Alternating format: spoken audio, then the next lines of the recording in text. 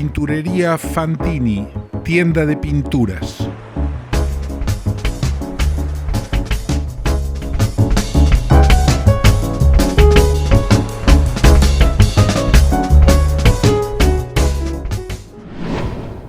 Hola, buenas noches.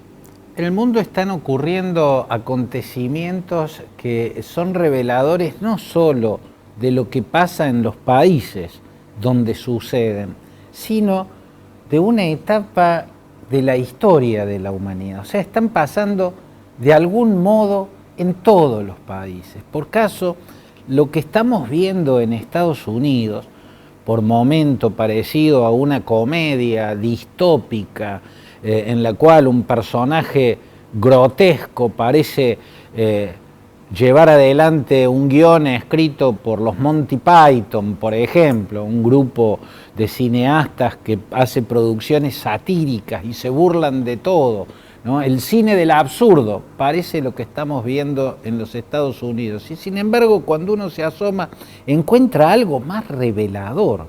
Algo que no solo habla de este momento de la sociedad norteamericana, sino de este momento en el mundo. Y si se quiere, puede establecer rápidamente una relación con la Argentina de este tiempo. Estoy pensando en que Donald Trump, en todas estas semanas, desde la elección hasta esta parte, incluso podríamos decir desde antes de la elección, en todo el proceso electoral, vino planteando algo increíblemente absurdo, pero logrando que mucha gente, y hablo de muchas decenas de millones de personas, lo crean.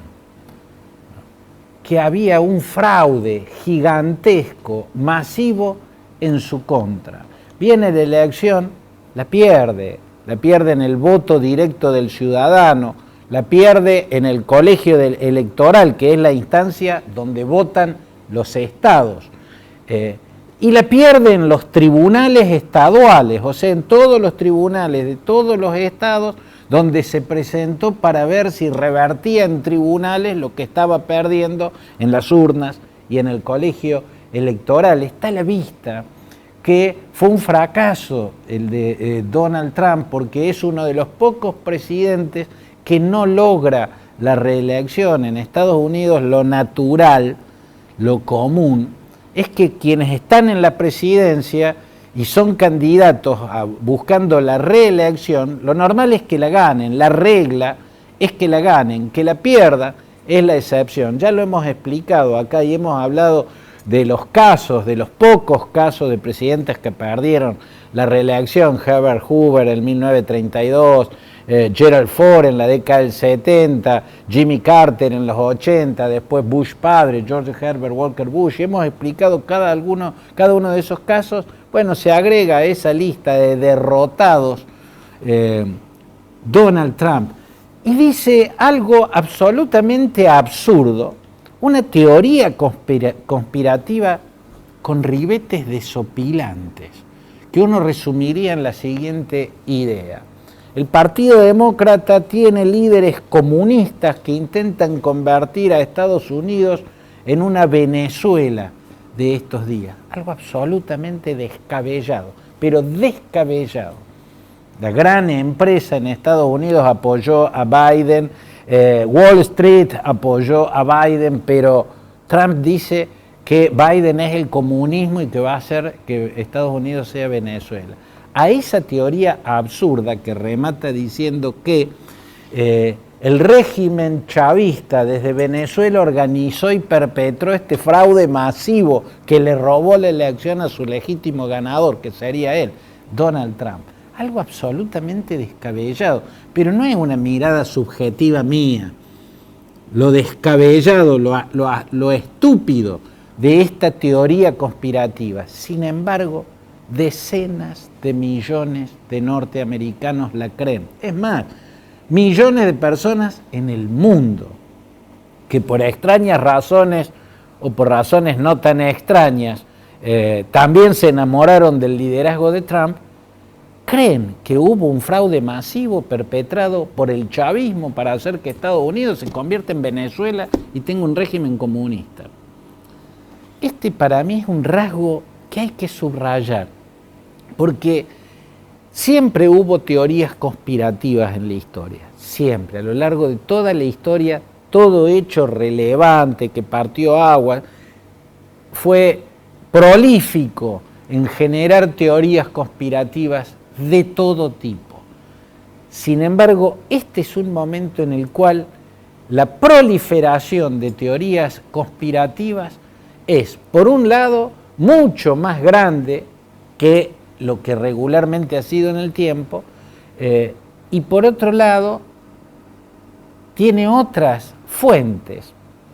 Históricamente, sobre todo los regímenes totalitarios de ultraderecha o de izquierda, los sistemas totalitarios eran los que tenían usinas intelectuales destinadas a crear una historia paralela, a la historia real, a crear una historia alternativa a la historia real, pero que debe reemplazar en la cabeza de la gente a la historia real, ¿no? Esas usinas de los sistemas totalitarios, ya sea de la extrema derecha, ya sea de la extrema izquierda, tenían depurados instrumentos de adoctrinamiento que llegaban al nivel del lavado de cerebro, como se decía en el siglo XX, el lavado de cerebro, ¿no? Por eso los totalitarismos, con sus usinas de adoctrinamiento altamente capacitadas, altamente sofisticadas, lograban eso, que una sociedad crea en una historia alternativa, que no es la historia real, pero que pasa a reemplazar en la cabeza de la gente a la historia real. Y a veces esas historias alternativas llegaban a ser desopilantes, pero había sistemas totalitarios produciendo ese adoctrinamiento que llegaba al nivel de lo que se decía en la época lavado de cerebro. Ahora alcanza con las redes sociales. Las redes sociales producen esas aldeas ensimismadas donde toda la gente, donde solo habitan gente que piensa lo mismo y es proclive a consumir y creer el mismo tipo de información. Entonces, en esas aldeas ensimismadas de las redes sociales se genera un fenómeno nuevo, un adoctrinamiento mucho más fácil, mucho más superficial, que hace que la gente deje de percibir la realidad y elija la realidad alternativa producida por los creadores de teorías conspirativas. Donald Trump logra que muchísimos millones de personas en Estados Unidos y en el mundo crean la imbecilidad que está planteando, porque es una imbecilidad. Imbecilidad en los términos etimológicos de la palabra, ¿no? Imbécil, sin baculum, sin sustento. Lo que plantea es imbécil porque no tiene ningún sustento. ¿Se dan cuenta? Pero una encuesta en estos días revela que el 70% de los republicanos cree en esa teoría imbécil que le presentó Donald Trump. Y repito, imbécil en su sentido etimológico, en su raíz, ¿no? El origen de la palabra es sin baculum, sin bastón, sin sustento. ¿Cómo se logra eso? Bueno, ese es un rasgo del momento. Y digo, no solo en los Estados Unidos, en Brasil y en el resto del área, gente que se ha enamorado de Jair Bolsonaro.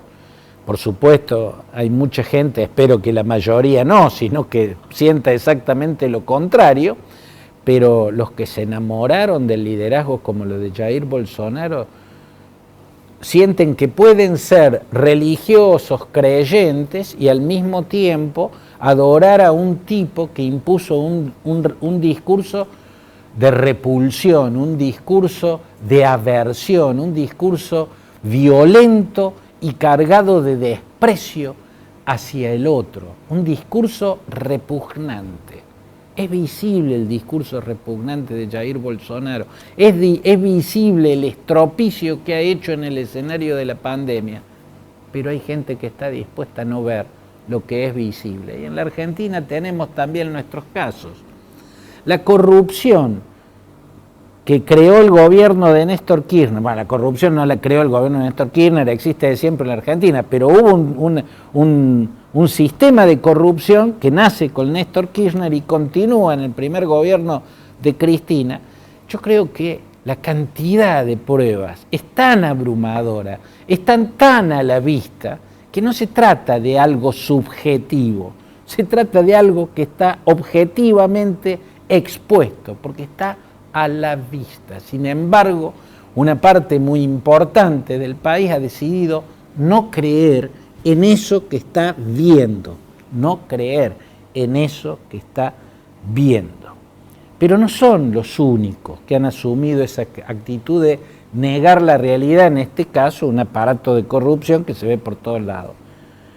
A mí me llama la atención también cómo mucha gente, millones de personas en la Argentina no están dispuestos a ver que Mauricio Macri encabezó un pésimo gobierno, un gobierno malo, un gobierno que fracasó porque estaba presidido por un hombre negligente y superficial, un hombre que no tiene contenido para liderar lo que se supone que lideró, porque si era una contestación al autoritarismo ideologizado que representó el kirchnerismo, esto debía ser la contracara, y no lo fue.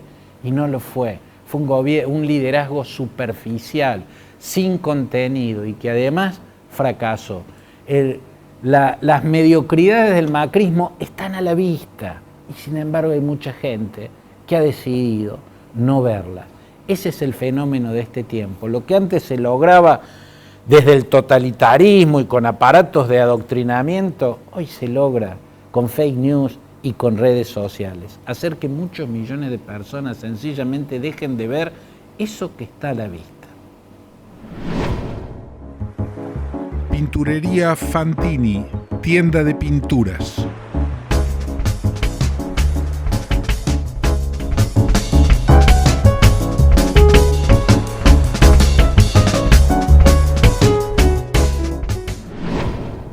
Hablábamos de esta etapa de la historia a nivel global y yo ahora quiero subrayar algo que tiene que ver con otra etapa de la historia y en Córdoba.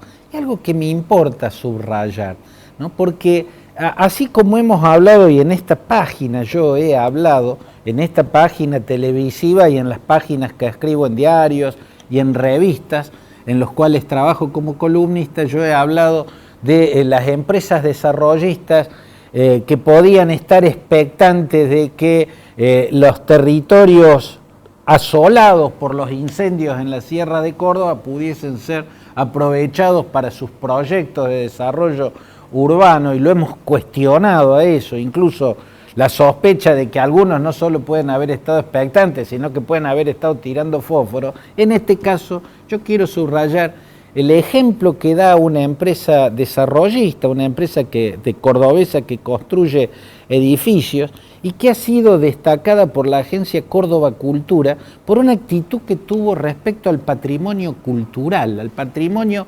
histórico de la ciudad. Es la empresa Elión, una empresa ya muy conocida en Córdoba, una empresa prestigiosa en Córdoba en el rubro de la construcción de edificios.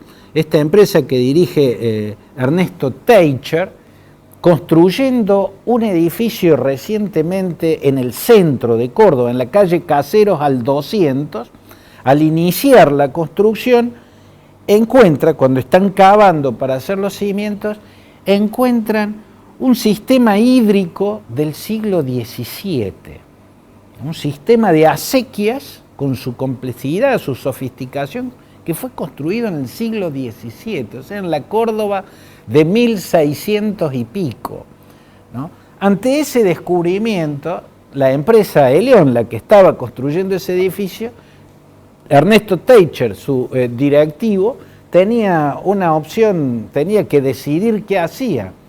O lo tapaba y seguía construyendo su edificio, o tenía que reformular los planos, construir alargando los tiempos de la construcción, encareciendo los costos de esa construcción.